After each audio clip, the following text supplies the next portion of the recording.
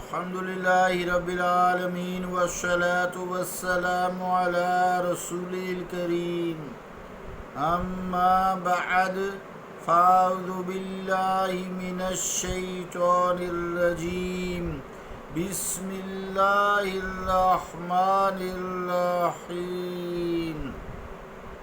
وَأَمَّا مَن بَخِلَ وَاسْتَغْنَىٰ وَكَذَّبَ بِالْحُسْنَىٰ فَسَنُيَسِّرُهُ لِلْعُسْرَىٰ صدق اللہ العظیم۔ واجب الاحترام سامعین، السلام علیکم ورحمۃ اللہ وبرکاتہ۔ سورہ اللیل کی 8 سے لے کے 10 نمبر آیات تک تلاوت کرنے کی سعادت حاصل ہوئی ہے۔ ان آیات کا ترجمہ یوں ہے: اور جس نے بخل کیا اور بے پرواہ بنا رہا اور اچھی بات کو جھٹلایا تو ہم آسان کر دیں گے اس کے لیے مشکل راہ۔ اللہ کا قول سچا ہے جو بڑی ہی عظمت والا ہے۔ عزیزان گرامی قدر، اس سے پہلے سعادت مندوں کا تذکرہ کیا گیا جو اللہ تعالیٰ کی راہ میں مال خرچ کرتے ہیں، اللہ تعالیٰ کی راہ میں مال خرچ کرتے ہیں اور اللہ سے ڈرتے ہیں اور سچی بات کی تصدیق کرتے ہیں۔ ان پہ اللہ نے بڑے انعامات کیے۔ اب جو بدبخت ہیں ان کا تذکرہ چل رہا ہے۔ اہل شقاوت ہیں، ان میں کبھی عادات ہیں، پھر اس کے جو اثرات ہیں ان عادات کی وجہ سے، خصلتوں کی وجہ سے اس کے روح فرسا نتائج اور اثرات جو نکلتے ہیں وہ بیان کیے گئے ہیں۔ سب سے پہلے تو ان کی خصلت یہ ہے، کنجوس ہیں، بخیل ہیں۔ اللہ کی راہ میں ایک دمڑی بھی خرچ کرنا ان کے لیے بڑی مصیبت ہے۔ راہ حق پر ان کا دل ہی نہیں کرتا کہ ایک پیسہ بھی خرچ کیا جائے۔ ہاں، ویسے دیکھیں گے تو اپنے نام و نمود کی نمائش کے لیے بے دریغ پیسہ پانی کی طرح بہاتے ہیں۔ اپنے بزم عیش و طرب سجانے کے لیے وہ پانی کی طرح اپنا مال دولت جو ہوتا ہے سیلاب کی طرح بہا دیتے ہیں۔ لیکن اللہ تعالیٰ کا نام سر بلند کرنے کے لیے، دعوت اسلام کو کامیاب بنانے کے لیے اگر ان کی دولت کی ضرورت پیش آ جائے تو ایسے لگتا ہے جیسے انہیں سانپ ہی سونگھ گیا ہے۔ ایک پائی خرچ کرنے کی بھی انہیں توفیق نصیب نہیں ہوتی۔ ان کی دوسری جو خصلت بیان کی گئی ہے وہ واستغنا، یعنی ان کی ساری دوڑ دھوپ تگ و دو دنیاوی شہرت ناموری حاصل کرنے تک محدود ہوتی ہے۔ انہوں نے اپنے انجام کو بالکل بھلا دیا ہے۔ اپنے رب کو راضی کرنے کا خیال تک بھی ان کے دل میں کبھی نہیں آیا۔ گویا وہ ایسے لگتا ہے جیسے بڑے بے نیاز ہیں، نہ انہیں اپنے خدا کی ضرورت ہے، نہ انہیں اپنے نیک انجام کی کوئی خواہش ہے، آرزو ہے۔ اگر زیادہ سے زیادہ دولت سمٹ کر ان کے آنگن تک آ جائے اور انہیں اونچے سے اونچا منصب مل جائے تو گویا انہوں نے اپنا گوہر مقصود حیات پا لیا ہے۔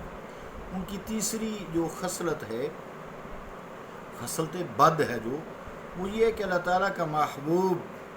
رسول کریم صلی اللہ علیہ وآلہ وسلم جن اعلیٰ اور عمدہ باتوں کی انہیں تعلیم دیتے ہیں،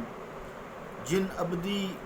سعادتوں اور صداقتوں اور لازوال سچائیوں سے انہیں آگاہ کرتے ہیں، وہ اس سچائی کو ہرگز تسلیم کرنے پر تیار نہیں ہوتے، بلکہ الٹا ان کو جھٹلاتے ہیں اور جھٹلاتے ہیں، ان کی ساری تکذیب کر دیتے ہیں کہ نہیں جی ایسے ہے ہی نہیں، ہم نہیں مانتے۔ پھر ایک تو یہ، دوسرے ان کو غلط ثابت کرنے کے لیے طرح طرح کے بے ڈھنگے دلائل دیتے ہیں اور اپنی ایڑی چوٹی کا زور صرف کرتے ہیں۔ جب ان کی یہ عادتیں اور خصلتیں ہیں تو اے عزیزان گرامی قدر، خود ہی فیصلہ کیجئے۔ جن کی عادتیں جو پہلے گروپ میں ہیں، جو اللہ کی بارگاہ میں خرچ کرتے ہیں، اس سے ڈرتے ہیں اور سچائی کی تصدیق کرتے ہیں، آقا علیہ الصلوۃ والسلام کے قول و فعل کو فوری تسلیم کر کے عمل تصدیق بھی کرتے ہیں، عمل بھی کرتے ہیں، یہ دونوں گروپ کیسے برابر ہو سکتے ہیں؟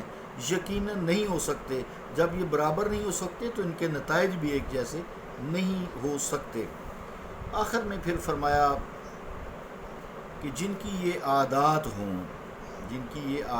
آخری آیت، جن کا یہ طریقہ کار ہو، ان کی سزا یہ ہے کہ ان کے دلوں میں ان کے کرتوتوں کی وجہ سے ان کاموں کی محبت پیدا کر دی جاتی ہے،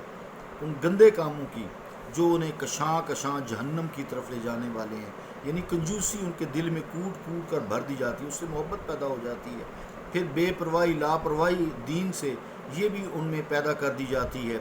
پھر جھٹلانا حق کو، یہ بھی ان کے دل میں بات پیدا اللہ تعالیٰ کر دیتا ہے، ایسے لگتا ہے جیسے انہیں نیکیوں سے نفرت ہو گئی ہے، گندگی کے کیڑوں کی طرح فسق و فجور کی غلاظتوں میں وہ بڑی خوشی محسوس کرتے ہیں، شراب نوشی اور بدکاری سے ان کا لگاؤ اتنا شدید ہو جاتا ہے، وہ اپنی مال جائیداد وہ اسراء میں خرچ کر دیتے ہیں، شراب نوشی اور بدکاری کی ایسی انہیں لت پڑ جاتی ہے، یہاں تک کہ اپنی خاندانی عزت اور خاندانی وقار کو بھی خاک میں ملا دیتے ہیں، اور یہاں تک کہ اپنے بیوی کے کانوں سے بالیاں بھی نوچ کر وہ جوئے میں ہار دیتے ہیں اور اپنا شوق پورا کرتے ہیں۔ چوری کی ایسی انہیں لت پڑ جاتی ہے کہ انہیں کوئی سزا بھی اس سے باز نہیں رکھ سکتی، ایک ہاتھ کرتا ہے تو دوسرا بھی وہ کٹوانے کو تیار ہو جاتا ہے، چوری نہیں چھوڑتے۔ حدیثوں میں یہ باتیں ملتی ہیں ہمیں۔ ہر وہ بری چیز جو ان کی تباہی کا باعث ہے، اس پر 100 جان سے وہ فریفتہ ہو جاتے ہیں، انہیں کوئی لاکھ سمجھائے سمجھنے کا نام ہی نہیں لیتے، ایسے لگتا ہے جیسے سمجھ کا خانہ ان کا لاکڈ ہے، ٹوٹلی طور سے بند ہے۔ آخری جو لفظ ہے اسرا، للعسرا فسنیسرہ للعسرا، اس کو سمجھتے ہیں کہ یہ اسرا جو ہے یہ مؤنث صفت ہے، اس کا جو موصوف ہے مخصوف ہے، یعنی چھپا ہے، معلوم نہیں، اس کے اعمال سیئہ بھی ہو سکتے ہیں، بد اخلاقی بھی ہو سکتی ہے، جہنم بھی ہو سکتا ہے، کفر بھی ہو سکتا ہے، ہر چیز ہو سکتی ہے۔ اگر یہ مسلمان میں خصلتیں ہوں تو ایمان سے تو وہ خارج نہیں ہوتا، لیکن یعنی گناہ سے دائرہ اسلام سے تو خارج ہوتا، لیکن کافروں جیسی حرکات ہیں، اس کی جہنم اس کی سزا ہوگی، پھر اس کے بعد ایمان کے بدلے اس کو جنت عطا کر دیا جائے گا۔ لیکن یہاں غلبہ جو ہے کافروں کی بات ہو رہی ہے کہ ان کے اعمال سیئہ یعنی ایمان نہیں لاتے، بد اخلاقی جو ہے ان کا وتیرہ ہو جاتی ہے، جہنم ان کی ہمیشہ کے لیے سزا ہے۔ ان کو مشکل کہنے کی وجہ یہ بھی ہو سکتی ہے، للعسرا مشکل ہے، یہ ہو سکتی ہے کہ ان کرتوتوں کے کرتے کرتے وہ اپنی فطرت سے جنگ کرتے ہیں، اپنے مزاج سے لڑتے ہیں، قدم قدم پر ان کی فطرت سلیمہ جو راہ ہدایت پر ان کی تخلیق کی گئی ہے صدائے احتجاج بلند کرتی ہے، ان کا ضمیر انہیں بری طرح ملامت کرتا ہے، اس کے باوجود ان کا گناہوں میں مگن رہنا بڑا چونکہ کٹھن اور دشوار ہوتا ہے، یہ وہ جنگ کرتے ہیں، ایسی مشکل جنگ کرتے ہیں۔ اللہ تعالیٰ کہتا ہے اچھا تم اس طرف لگے ہوئے ہو تو لو پھر یہ تمہارے لیے راہ آسان ہے، پھر انہیں گناہوں سے اتنی دلچسپی اور محبت ہو جاتی ہے جیسے گوبر کا کیڑا ہوتا ہے کہ ہمیشہ وہ ادھر ہی اس نے گھسنا ہے۔ عزیزان گرامی قدر، اسی حقیقت کو قرآن کریم نے متعدد مقامات پر مختلف طریقوں سے بھی بیان کیا ہے، جیسے سورہ الانعام کی ایک آیت ہے، آیت نمبر 125، اس میں فرمایا ہے فَمَن يُرِدِ اللَّهُ أَن يَهْدِيَهُ يَشْرَحْ صَدْرَهُ لِلْإِسْلَامِ وَمَن يُرِدْ أَن يُضِلَّهُ يَجْعَلْ صَدْرَهُ ضَيِّقًا حَرَجًا كَأَنَّمَا يَصَّعَّدُ فِي السَّمَاءِ۔ ترجمہ کیا ہے؟ اور جس خوش نصیب کے لیے اللہ تعالیٰ ارادہ فرماتا ہے کہ ہدایت دے، کشادہ فرما دیتا ہے اس کا سینہ اسلام کے لیے، جس بد نصیب کے لیے ارادہ فرماتا ہے اسے گمراہ کر دے تو بنا دیتا ہے اس کے لیے سینہ کو تنگ، بہت تنگ، گویا وہ زبردستی چڑھ رہا ہے آسمان کی طرف۔ سورہ الانعام مراد یہ کہ اس کو اختیار دیا گیا تھا، ورنہ جو ہے ہم نے پڑھا بھی ہے پیچھے کہ اس کو اختیار بھی دیا گیا تھا وَهَدَيْنَاهُ النَّجْدَيْنِ، اس کو دونوں راستے اچھائی برائی کا جو ہے ہم نے ہدایت کر دی ہے، یہ برائی کا ہے یہ اچھائی کا ہے۔ تو جس نے اچھائی کا راستہ اختیار کیا اس کے لیے وہ راہ آسان ہے، اور جس نے برائی کے لیے راستہ اختیار کیا وہ اس کے لیے آسان ہے۔ اللہ تعالیٰ کیونکہ وہ مخلوق ہے، اس نے غلط جو ہے راہ اختیار کی ہے، تو اللہ تعالیٰ اس میں دلچسپی پیدا کر دیتا ہے، اور جو صحیح راہ پہ ہے اس کی دلچسپی ادھر پیدا کر دیتا ہے۔ اللہ رب العالمین ہمیں سیدھے راستے پر ہی قائم دائم رکھے